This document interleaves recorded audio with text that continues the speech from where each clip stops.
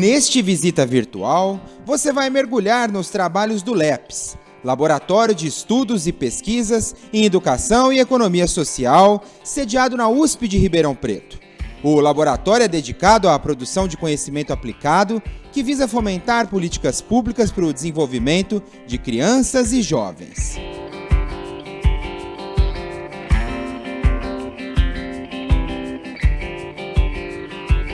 Bem, iniciando a nossa visita virtual aqui no LEPS, aqui dentro do campus da USP, eu estou ao lado do Fernando. Fernando, obrigado por nos receber. Que é isso, prazer. Fernando vai contar um pouquinho pra gente da história do LEPS, né? Quando surgiu esse trabalho, Fernando? O LEPS surgiu em 2011, né? Num período em que se debatia bastante, o contexto era da recém-universalização do ensino fundamental, né? O LEPS surgiu nesse contexto. Era super natural, né? Agora com jovens na escola, a escola passou a ser convidado, o espaço escolar passou a ser convidado a assumir alguns novos papéis. Agora todo mundo estava dentro da escola. A escola passou a ser esse lugar de porta de entrada do Estado na vida das pessoas, né? Depois da universalização. E o LEP surgiu, acho que com o objetivo de instrumentalizar a escola, instrumentalizar a Secretaria de Educação, as redes, para lidar com esses novos desafios, lidar com esse novo contexto que era bastante desafiador ali no começo da década de 2010. Tá, então quando alguém te pergunta assim, ó, o que é o LEPS? O que você responde? O LEPS é uma rede, essencialmente é uma rede de pesquisadores comprometidos com a transformação social do Brasil. E aqui é interessante porque o objeto de estudo do LEPS são os próprios dilemas educacionais do país, os dilemas atuais.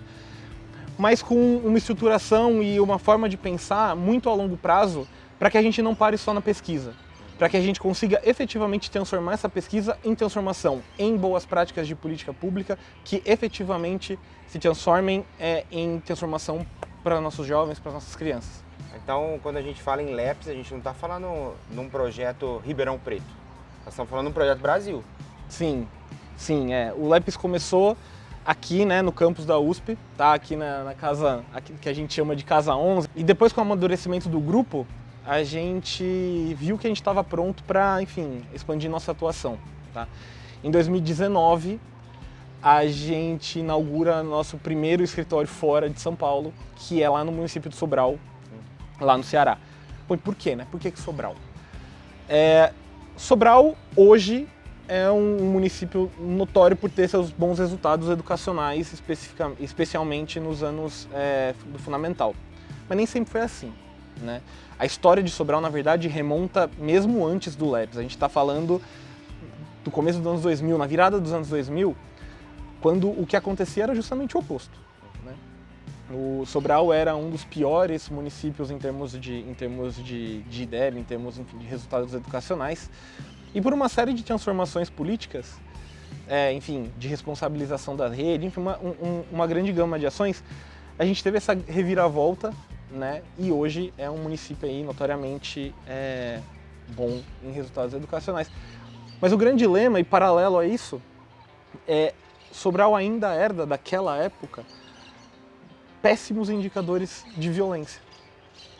E aí você fala, poxa vida, como que as duas coisas podem conviver junto, né? E paradoxalmente, boa parte dessa violência, né, no contexto de Sobral é juvenil.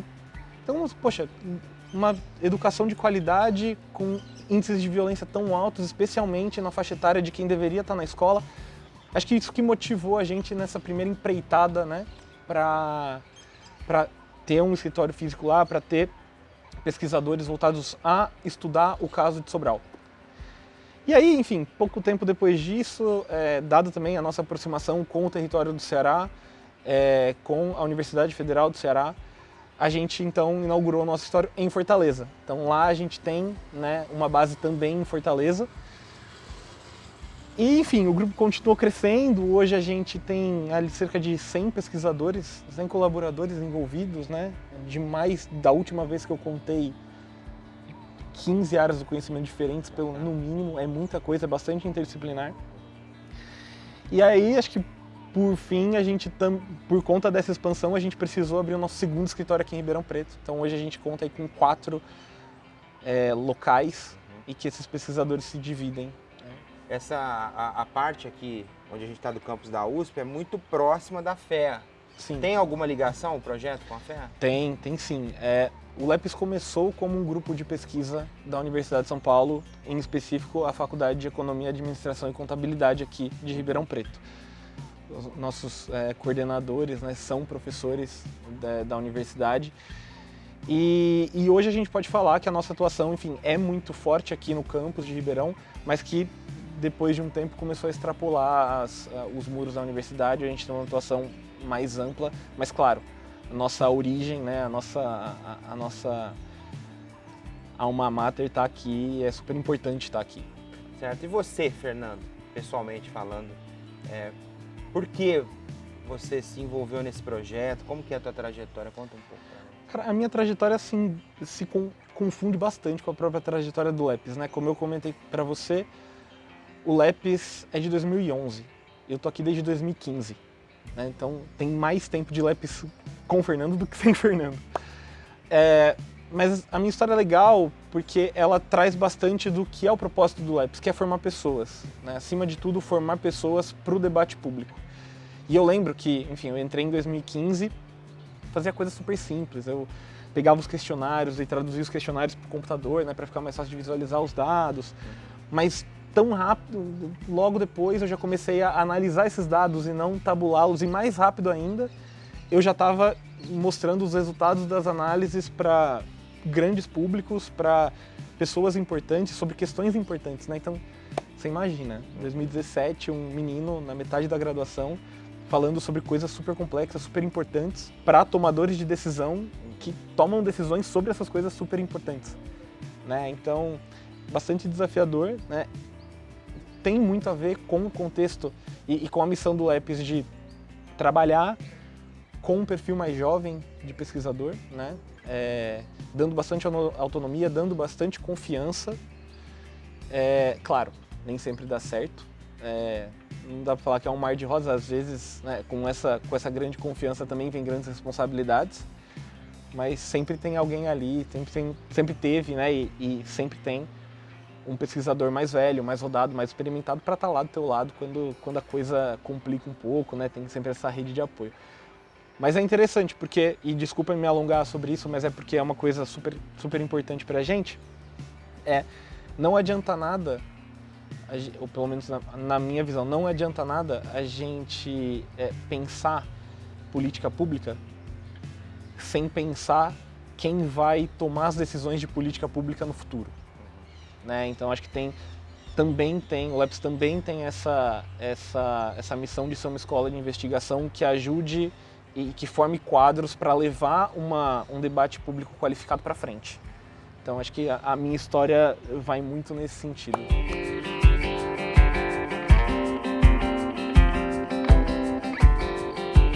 Desde sua fundação, foram criadas grandes agendas, a elaboração de diversos projetos, iniciativas e parcerias significativas. Vamos conhecer parte dessa história agora.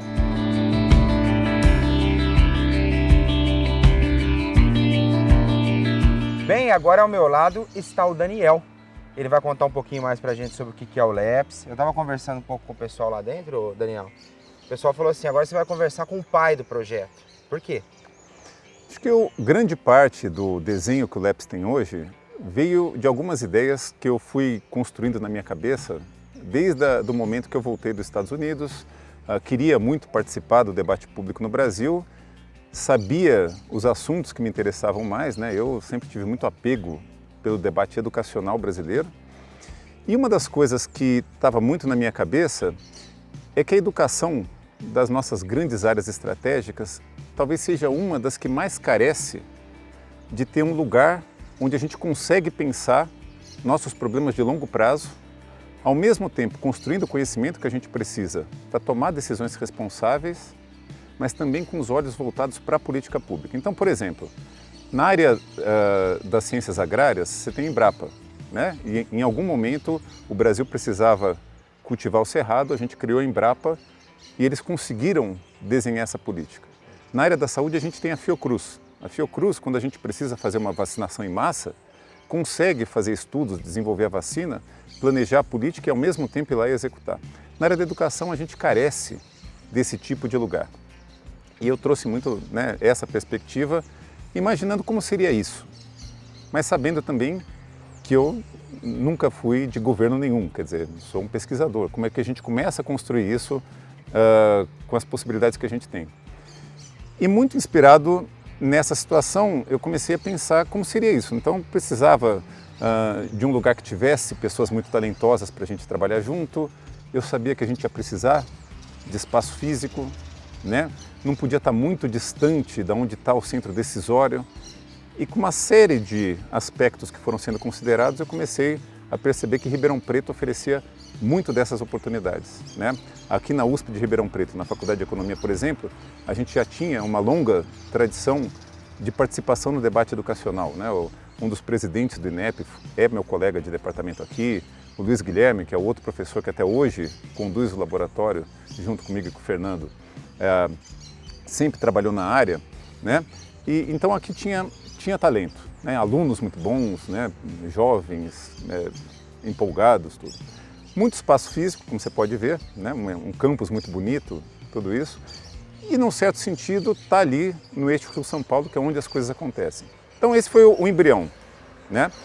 Fora isso, a gente precisava muito imaginar estratégias de financiamento, parceiros, parcerias, né? O Brasil, por exemplo, ele tem uma coisa que poucos países no mundo, especialmente os em desenvolvimento, têm, que é uma filantropia relativamente rica e com muito foco na área educacional. Então tem um monte de fundação que se dedica a esse tema.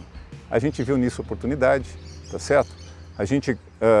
Muitos governos locais carecem de equipe técnica, de massa crítica para conseguir executar suas políticas. A gente viu nisso oportunidade. Então, também fez parte do desenho, como que a gente começou a construir uma estratégia de financiamento. Então, a gente tinha aqui jovens talentosos para conseguir formar uma equipe, né? Como que a gente financia.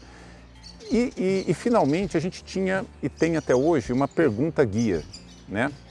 Quando o laboratório surgiu, a grande pergunta que nos incomodava é a seguinte: o Brasil, desde a nossa Constituição de 88, vem aumentando o seu gasto com educação consistentemente, tá certo? E até a virada para os anos 2000, grande parte desse recurso estava produzindo um resultado muito bom para nós, a expansão do acesso, né? Quer dizer, o Brasil ele tinha uma dívida de acesso que era cruel, né? Quando eu era pequeno, 1/3 dos brasileiros tinha como expectativa educacional nunca passar do portão da escola, 0 anos de estudo. E de repente, num esforço da nossa sociedade em 30 anos, a gente chega em 2010 com toda criança e jovem até 14 anos de idade matriculada na escola, praticamente. Então, isso a gente não pode jogar fora quando a gente critica a educação brasileira. Só que a gente esperava que depois que a gente teve essa conquista e continuando a aumentar o gasto, os nossos resultados qualitativos começassem a melhorar, né? O nosso resultado de aprendizagem, a nossa taxa de conclusão no ensino médio e outros resultados. E esses a gente vê que são muito mais difíceis, né? O gasto aumenta e eles não melhoram. Então, digamos, lá atrás, em 2011, quando a gente criou o LEPS, essa era uma pergunta que nos unia. E isso embasou também a forma como a gente começou a direcionar nossas estratégias, né? Então, lá em 2011, tinham 3 grandes hipóteses sobre por que o aumento do gasto não está revertendo em melhoria de resultado, né? Um problema de gestão, o que importa não é o quanto se gasta, mas é o como se gasta. Então, entender a organização dos sistemas educacionais, como motivar os professores, contratar melhores professores, pagar melhores professores, enfim, ter melhores professores, poderia nos ajudar a ter melhores resultados. A segunda linha de ação é que não adianta eu só começar a gastar mais lá na frente quando o jovem já entrou na escola, quando a criança já entrou na escola. Eu preciso gastar mais desde a primeira infância. Pelo que eu estou percebendo, então, pelo que você está falando, o intuito é tratar o antes e não o paliativo, é isso? É tratar do 0 ao 6 também no laboratório. Pois é. Então, uma segunda linha de ação nossa é entender que não adianta só começar a gastar mais depois que a criança ou o jovem já está na escola, né? Você precisa gastar mais desde o início da vida. Porque os primeiros anos de vida eles são fundamentais, né, para a construção dos nossos potenciais e também traumas geram muita sequela, né? violência doméstica, uma opção de circunstâncias que infelizmente ainda acontecem no Brasil, acabam limitando o potencial de aprendizagem das crianças e dos jovens. Então, a nossa segunda linha de ação foca muito na primeira infância. Como é que a gente pode ter políticas para promover desenvolvimento integral nessa etapa da vida. E a terceira linha de ação diz respeito a uma tendência contemporânea, mas que precisa ser dita, que é o aumento da responsabilidade que a escola tem. Hoje a escola precisa promover o desenvolvimento integral. Não adianta gastar mais apenas fazendo mais do mesmo. Eu preciso também me preocupar com o desenvolvimento socioemocional dos jovens, eu preciso me preocupar com o senso de pertencimento, com uma educação que tenha significado. Então essa virou a terceira frente nossa, que a gente chama de desenvolvimento integral, mas enfim, trata desse assunto. Essas três perspectivas se tornaram desafios. Como eu falei para você, o nosso intuito não é só produzir conhecimento, é desenhar políticas mesmo e tentar mostrar que elas funcionam no território. Então, por isso que a gente tem uma frente aqui no grupo que faz pesquisa, mas a gente também tem parcerias com municípios e estados, onde a gente implementa políticas e mais recentemente, inclusive, a gente começou a desenvolver produtos audiovisuais e outras frentes, porque elas ajudam a convencer a sociedade e estabelecer paradigmas novos, que nos ajudam, inclusive, a dar sustentabilidade para nossas ações. No meio do caminho surgiu uma quarta perspectiva, que é a única que não é educacional, e que lida muito com a questão da violência. A gente sabe que a violência no Brasil não só cresceu num certo período, dependendo do indicador que você olha, mas ela certamente ganhou um novo contorno. Nos últimos 30 anos o crime se organizou muito e essa violência foi usando estratégias em que cada vez mais você recruta jovens e eles são combustível do crime. E da violência de modo geral, porque a violência numa sociedade muitas vezes é um fenômeno masculino e jovem, tá certo? E aí a gente começou a tentar entender essa tendência da violência no Brasil e pensar na perspectiva de prevenção. Como é que eu entendo as trajetórias do jovem e tento mostrar coisas novas para ele para evitar que eles caminhem na direção da violência, O Brasil já tem pouca massa crítica que se preocupa com criminalidade e a pouca que tem está todo olhando a repressão. Então uma das coisas que a gente começou a fazer era tentar ver muito a prevenção. Então hoje o foco do grupo está muito direcionado para essas questões. Já dentro do laboratório, conversamos com o Luiz sobre os eixos de atuação do LEPS. Bem, nós estamos de volta agora aqui dentro da Casa 11, ao meu lado está o Luiz, vai contar um pouquinho pra gente. O Daniel já falou um pouco dos eixos de atuação, queria que você falasse um pouquinho mais pra gente também, Luiz. Obrigado por nos receber. Imagina, eu que agradeço. Acho que a gente foi ao longo do tempo estruturando esses eixos, O primeiro deles é um eixo que trabalha a questão de desenvolvimento infantil, a questão da educação infantil e a ligação desses dois fenômenos com a questão da alfabetização, Então, a gente tem muitas pesquisas que mostram a importância desses primeiros anos de vida, da criança ter um bom desenvolvimento nos primeiros anos de vida.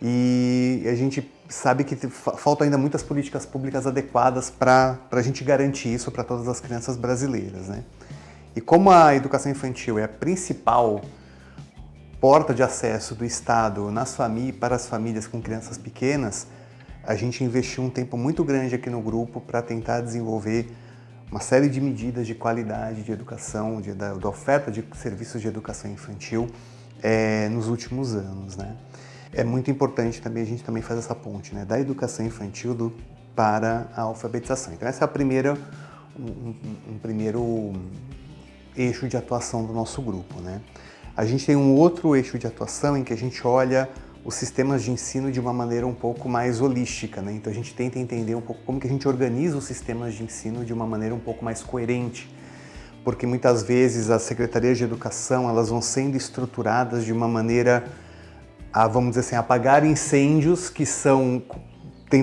de curto prazo, são difíceis de você lidar e muitas vezes se perde um pouco essa questão mais estratégica de você montar uma estrutura que funcione de um jeito mais adequado para garantir o desenvolvimento e o aprendizado dos estudantes, né? Então, a gente também nessa agenda procurou desenvolver instrumentos para medir essa coerência, né, que existe entre as diferentes áreas de atuação de uma secretaria. Então, se o pessoal que trabalha a formação de professores conversa com o pessoal que, por exemplo, desenvolve a questão das avaliações da própria secretaria, né?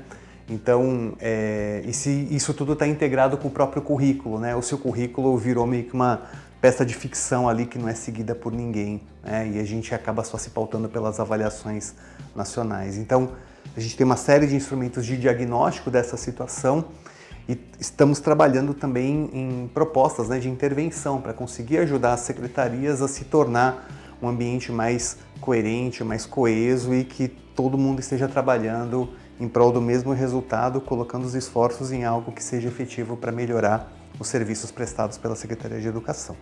Certo. Saúde mental e violência, esses temas são tratados no laboratório? Sim, saúde mental e violência também é um eixo nosso de atuação bastante importante e eles surgem exatamente da gente perceber uma lacuna muito grande da pesquisa com a prática ali no chão da sala de aula, né? Então as escolas, a gente percebe com uma dificuldade muito grande de lidar com as questões de violência e de saúde mental, mesmo antes da pandemia, né? Só que esse tema ele não estava colocado na pauta, né? A gente não conseguia colocar porque tinham muitas outras demandas. Mas a pandemia ela teve essa característica de trazer esse tema para o centro da pauta educacional, porque a gente não pode ignorar todos os impactos que a pandemia gerou em termos de piora de saúde mental, aumento dos índices de violência doméstica durante a pandemia, especialmente vitimizando as meninas, né, que é um dos nossos achados aqui durante a pandemia.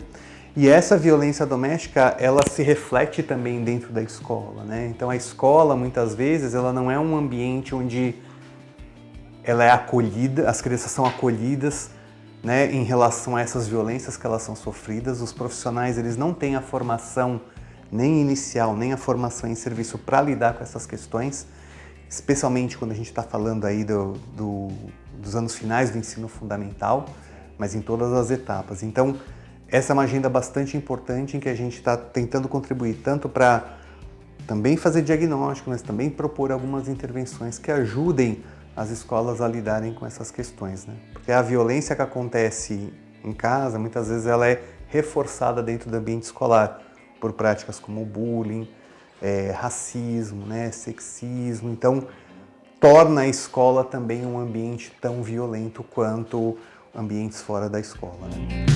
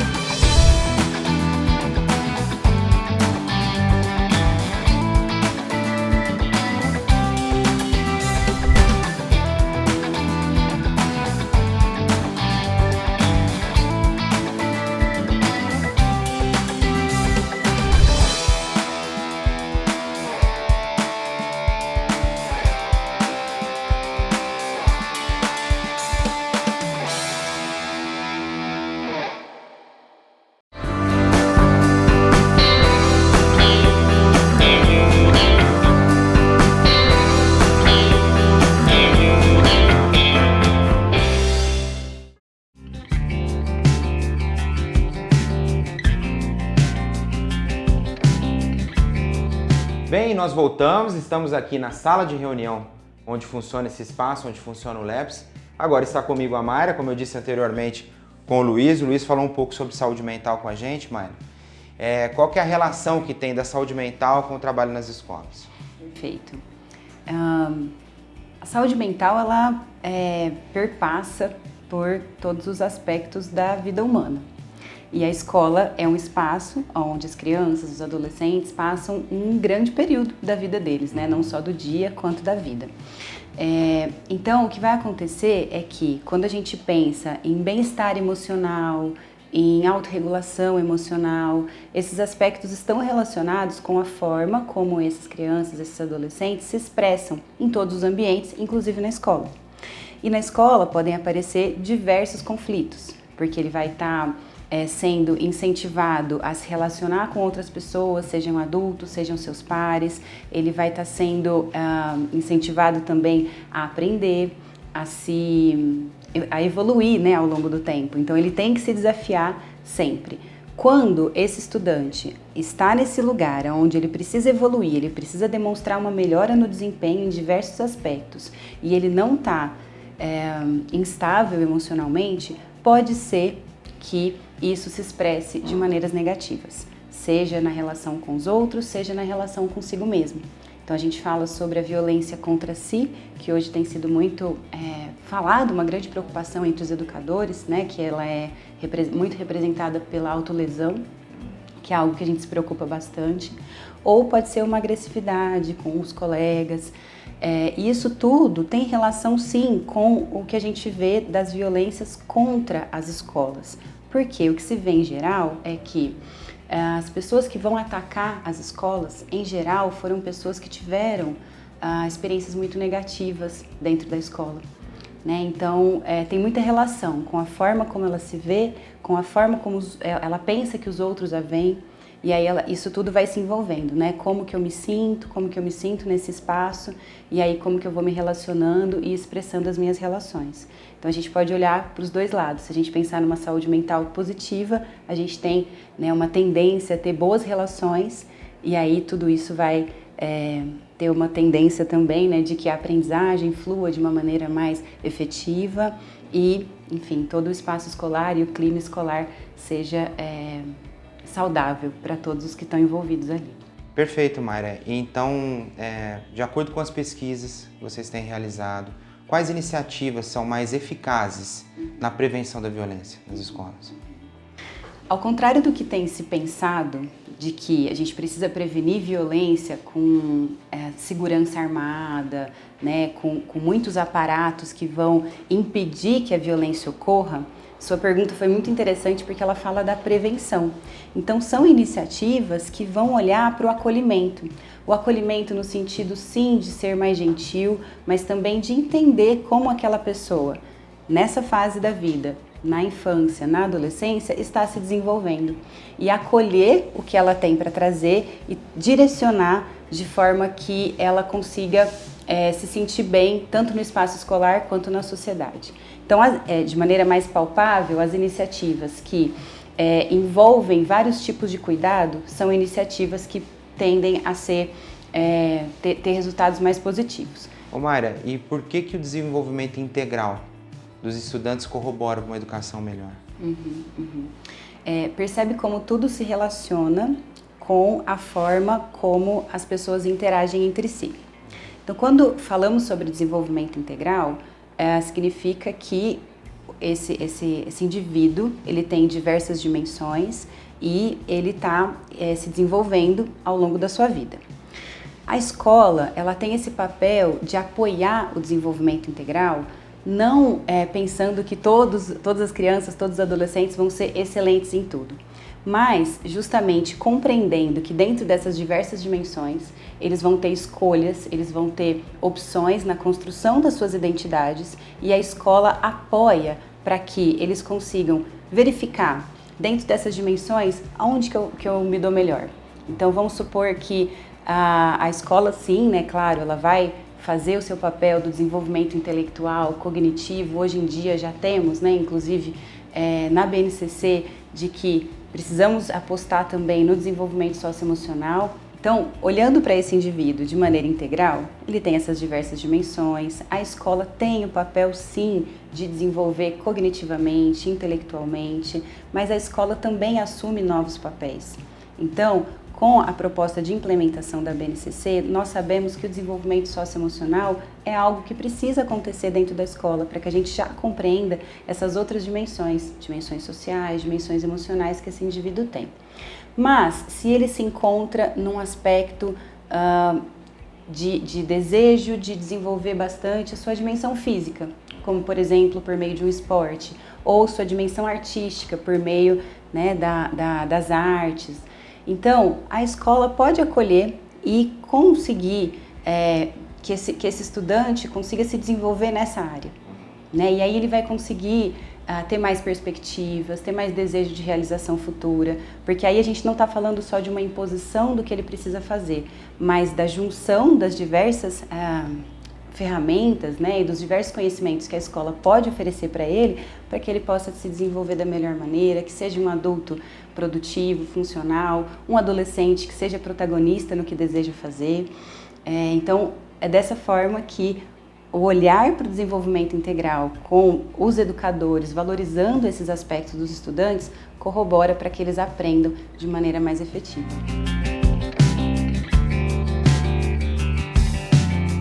Ao continuar nossa visita, a Júlia contou pra gente que, além dos projetos de pesquisa, o laboratório tem outras iniciativas relacionadas a políticas educacionais.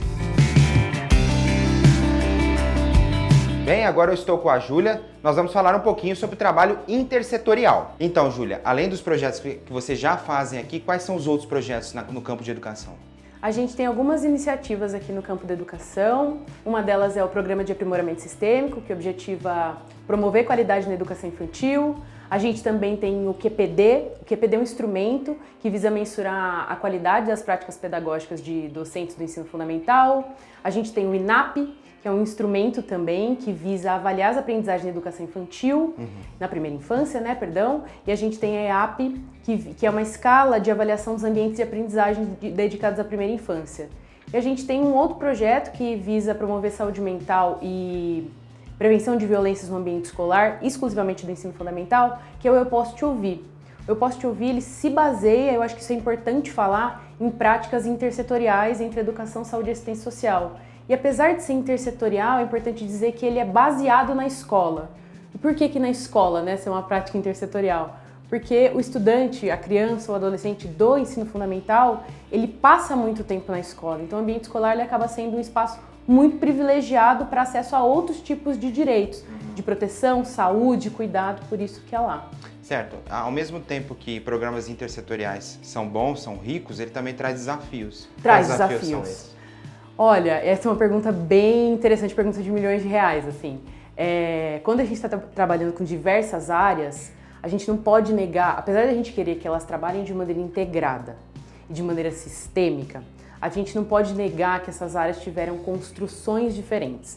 Então, as áreas foram construídas historicamente diferentes, elas entendem seus papéis de maneira diferente, elas enxergam o ser humano de maneira diferente. Então, a gente tem que ter isso em mente quando a gente vai pensar como coordenar essas áreas. Esses desafios são colocados ali de diversas formas, seja por ritmo de trabalho, quais são os fluxos de cada área, quais são os incentivos que a gente tem. Então, por exemplo, quando a gente fala de uma escola, a gente está falando de um incentivo baseado no IDEB, por exemplo. É importante, a aprendizagem é importante, mas como que a gente pode auxiliar, por exemplo, a escola a abraçar esses novos papéis que ela vem sendo convidada a adotar? Esses novos papéis, eles ficam bem explícitos quando a gente fala de uma lei que foi instituída agora, em janeiro de 2024, ela é super recente, que é da Política Nacional de Atenção Psicossocial às Comunidades Escolares. É uma política que visa promoção de saúde mental aos estudantes da comunidade escolar, eliminação de violência do espaço escolar, intersetorialidade entre a saúde, assistência e educação. Então, como que a gente pode auxiliar o ambiente escolar a abraçar esses novos papéis quando os incentivos são colocados unicamente em pontos de aprendizagem, sabe? Então, a gente está lidando aí com construções institucionais que precisam dar uma alterada para a gente conseguir que as políticas intersetoriais sejam de fato implementadas. Certo. O programa Eu Posso Te Ouvir, quais benefícios a gente já pode elencar que ele trouxe para a sociedade? Olha, a gente pode classificar os benefícios em algumas categorias, assim. Eu acho que a primeira é um benefício direto na escola, então a gente tem alguns relatos potentes em relação à implementação do Eu Posso Te Ouvir. Vou trazer um para vocês, que para mim aqui é o mais potente, que é...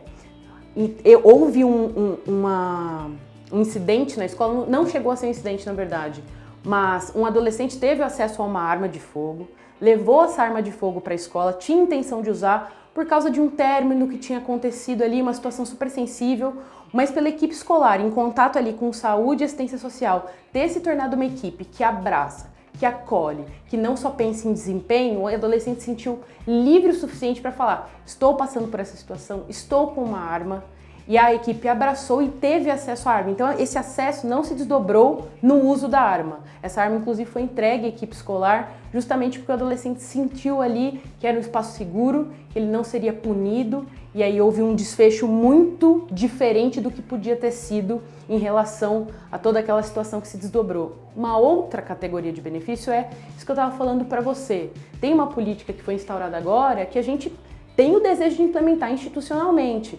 E Eu Posso Te Ouvir pode ser uma forma de falar: gestor, posso te ajudar por onde começar. Imagina a cabeça de um gestor que foi formado de uma forma que tem um monte de coisa para fazer, um monte de burocracia para cumprir. Por onde eu começo? E o Eu Posso Te Ouvir pode auxiliar esse gestor a falar: entendi como eu posso articular com saúde e assistência para atender a comunidade escolar. É uma pista, é uma forma de organizar a escola para o gestor não se sentir sobrecarregado. É mais uma coisa que eu vou ter que fazer? Não, você não precisa fazer tudo sozinho. Tem outros profissionais que conseguem somar com você e abraçar toda essa comunidade escolar. É por isso que a intersetorialidade é tão importante. Porque os problemas nunca são isolados, né? Eles são completamente interdependentes.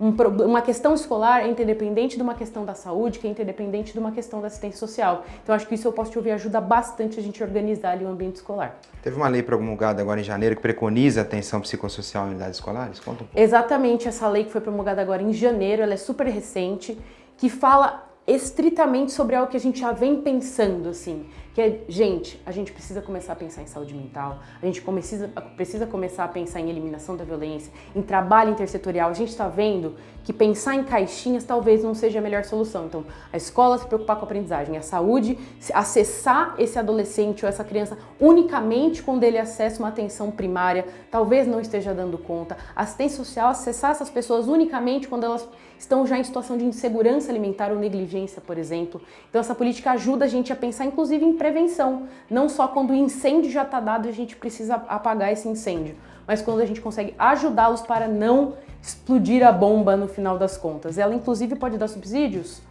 para uma lei que foi instituída lá em 2019, que é de psicólogos e assistentes sociais nas escolas. Pode ajudar a elencar papéis para esses profissionais, o que eu devo fazer aqui. E aí o Eu Posso Te Ouvir também pode chegar aí. Vamos conseguir organizar essa escola para todo mundo conseguir trabalhar em torno dessa comunidade escolar? Acho que eu iria para um caminho assim. Obrigado, viu, Júlia? Imagina, que é isso. Muito obrigado, a gente vai continuar nosso trabalho aqui. Nós temos ainda o Maga para falar e a Bianca vai trazer muito mais pra gente. Fique aí.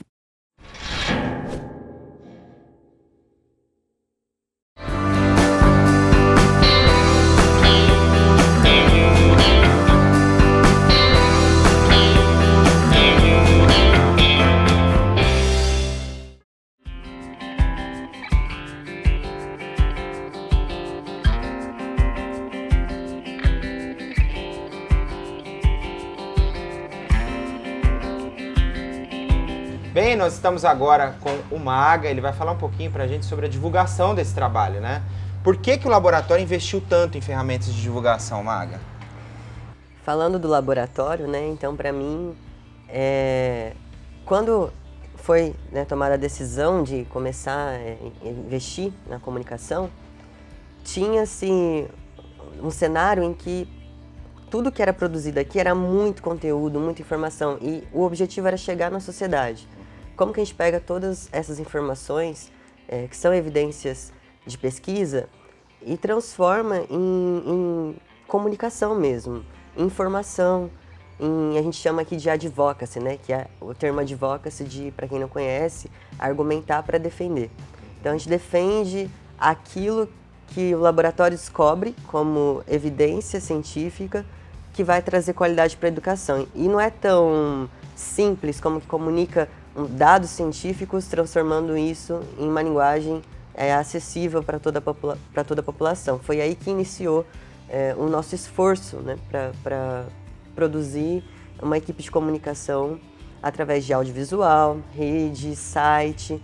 Então, o nascimento do audiovisual, que é onde eu tenho mais lugar de fala, né, vem na produção de um documentário, Esquecidos, que ele veio como um documentário de denúncia, provocando um debate, né, e esse debate chegou a nível nacional, teve em Brasília, no MEC, no Rio de Janeiro, com secretarias do Rio de Janeiro. Então, vários locais que a gente chegou exibindo o documentário para abrir uma roda de conversa, abrir uma reflexão. E, através disso, algumas iniciativas já foram tomadas, tanto dentro do laboratório quanto fora.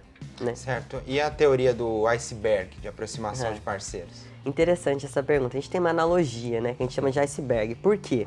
O LEPS ele cresceu muito nesses últimos anos, né? Então, e ele cresceu em profundidade. Então, o iceberg pensa que fica aquela pontinha para fora e a ponta maior para dentro da água. E essa ponta maior para dentro da água é o tanto de informação que o LEPS vem produzindo. Certo.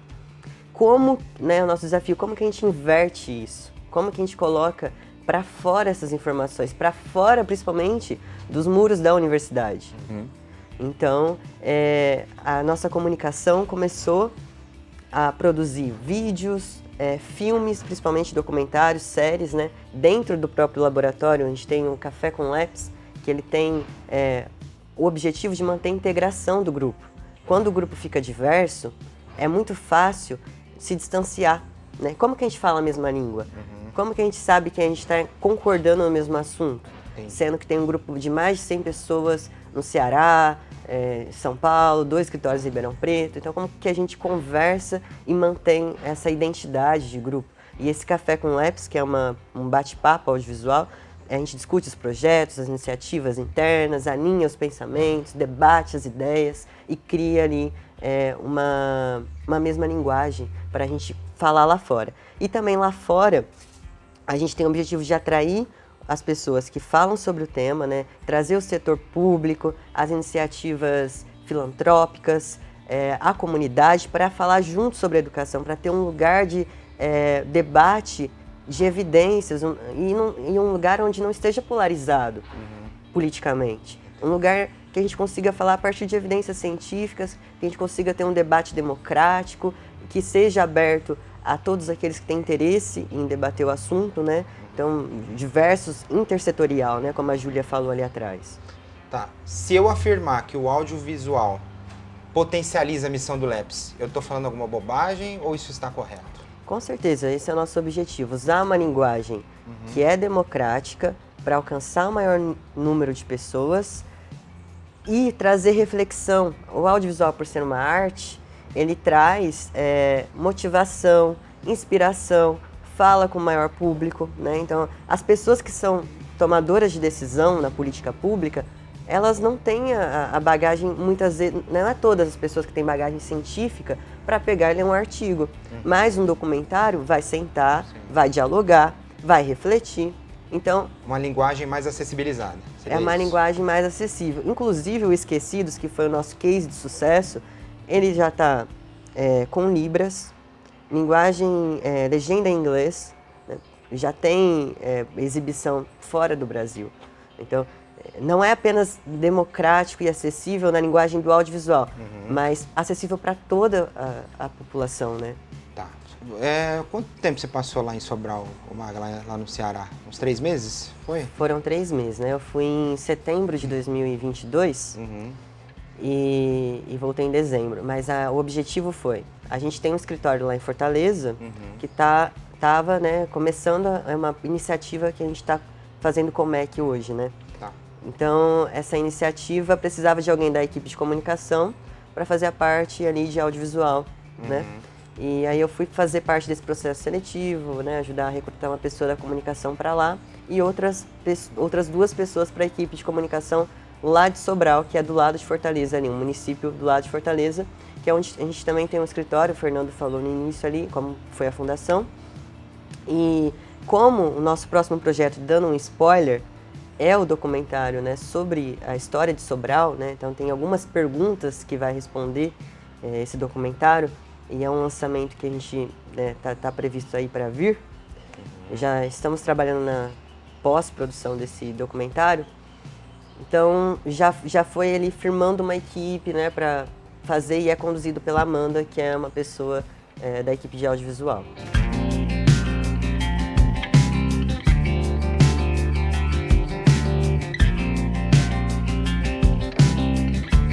O LEPS é um grupo de pesquisadores que surgiu para entender as dificuldades de melhoria nos indicadores de educação no país. Busca soluções baseadas em evidências através de estudos e projetos em praticamente todas as temáticas relacionadas à educação básica, violência e juventude. O LEPS visa qualificar o debate público através de agendas propositivas, especialmente em um contexto de acelerada reforma institucional na educação brasileira.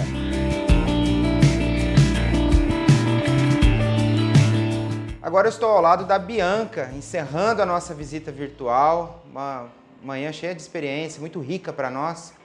Tenho certeza que para você que está aí também. Bianca, obrigado por estar conosco. Muito obrigada, eu que agradeço. É um prazer imenso receber vocês. O Brasil se preocupa com a educação, Bianca? Olha, preocupa muito mais do que a gente imagina.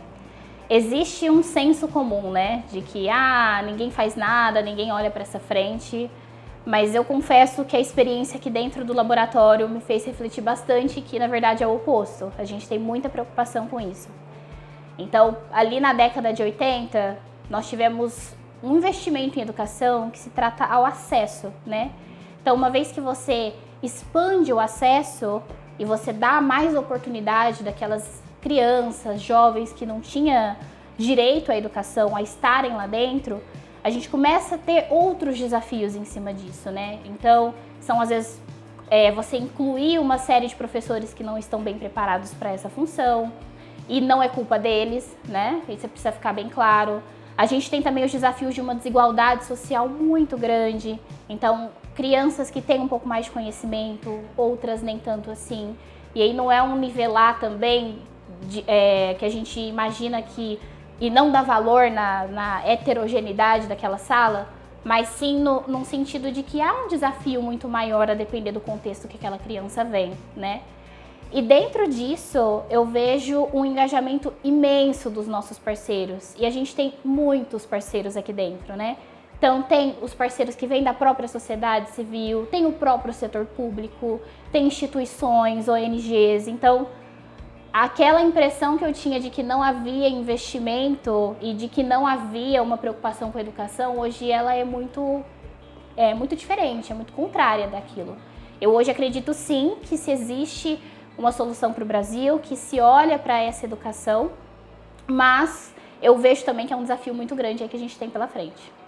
Eu sinto que o papel da escola, muito para além de ensinar os conteúdos e preparar esse jovem para a vida, ele também tem um papel de transformação social.